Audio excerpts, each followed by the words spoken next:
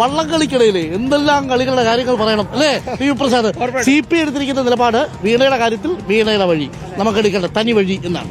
പക്ഷെ അന്ന് ഈ ED അന്വേഷണം നടത്തുമ്പോഴേ, പരിശോധന നടത്തുമ്പോഴേ, അന്ന് ആക്രമിച്ച ടീമിന്റെ മനസ്സിൽ ഇപ്പം എന്തായിരിക്കും? അല്ലാത്ത സങ്കടമായിരിക്കും. അന്ന് ആക്രമിച്ചില്ലായിരുന്നെങ്കിൽ ഇപ്പൊ ഈ പുതിയ സമൻസ് വരത്തില്ലേ? ഒരു കുറച്ചൊരു സോഫ്റ്റ് ഉണ്ടായേനെ. അപ്പോൾ പ്രിയപ്പെട്ട പ്രേക്ഷകരെ, നമ്മളുടെ വള്ളംകളിയുടെ ആഘോഷങ്ങൾ നടക്കുന്നതിനിടയിൽ നമുക്ക് ഒഴിച്ചുകൂടാനാവാത്തൊരു ഘടകമുണ്ട്. നമ്മുടെ ഇവിടുത്തെ സ്ഥലം MLA നമ്മൾ തെരഞ്ഞുകൊണ്ടിരിക്കുകയായിരുന്നു അല്ലേ? അപ്പോൾ നമ്മുടെ MLA ഇവിടെ എത്തിയിട്ടുണ്ട്. Shri Reji Cherian MLA. Welcome welcome MLA, welcome. Yes, ഇന്നൊരു പ്രത്യേക സന്തോഷമുണ്ടല്ലോ.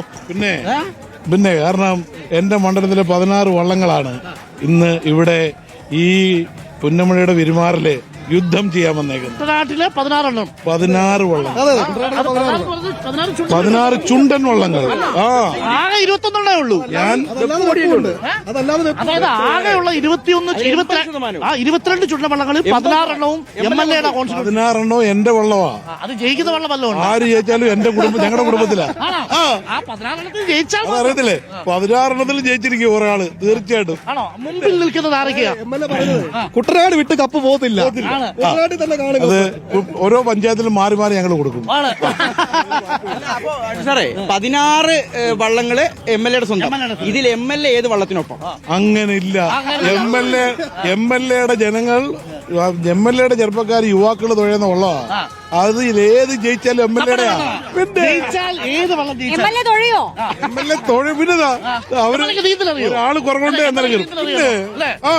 ഈ കുട്ടനാട്ടിലെ ചെറുവള്ളങ്ങൾ, ഒരുപാട് വള്ളങ്ങളുണ്ട്. ആ ചെറുവള്ളങ്ങളെ എല്ലാം സഹായിക്കുന്ന ഒരു വലിയ മനുഷ്യനായത്. ഒരുപാട് വള്ളങ്ങൾ, അത് MLA ആകുന്നതിന് മുമ്പാ, MLA ആയിട്ടില്ല, MLA-ക്ക് മുമ്പ് കുട്ടനാട്ടിലെ മുഴുവൻ ചെറുവള്ളങ്ങളിലും അതൊരു നാടിന്റെ ഉത്സവമാണ്. ഈ ചെറുവള്ളങ്ങളൊക്കെ നിന്നു പോയൊരു സമയമുണ്ട്. ഈ കോവിഡ് കഴിഞ്ഞ് ഇങ്ങോട്ട് അതിനൊക്കെ ജീവൻ വെപ്പിച്ചത് റജി ചെറിയനാണ്. കാരണം അതാണ് ഈ MLA-യുടെ വിജയം എന്ന് പറയുന്നത്. അതുകൊണ്ടല്ലേ പാട്ടും പാടി ജയിച്ചേ. അത് പുതിയ സംഭവമാണ്. കുട്ടനാട് മണ്ഡലത്തിൽ നിന്ന് മാത്രം 16 ചുണ്ടൻ വള്ളങ്ങൾ. അപ്പൊ MLA-ക്ക് നീന്തൽ അറിയാമെന്നും പറഞ്ഞു. അപ്പൊ ഈ തോറ്റുപോയ വള്ളം തീർന്ന് കളിക്കൂ, അതേ ഉള്ളൂ. അതേ പറയാനുള്ളൂ. പക്ഷെ ജയിക്കും. ധൈര്യമായിട്ടോ. വൈകുന്നേരം 5 മണി കഴിയുമ്പോ വിജയം കുട്ടനാട്ടിലെ ഒരു ചുണ്ടനായിരിക്കും. ആണല്ലോ, ഉറപ്പാണ്. അപ്പോൾ പ്രിയപ്പെട്ട പ്രേക്ഷകരെ,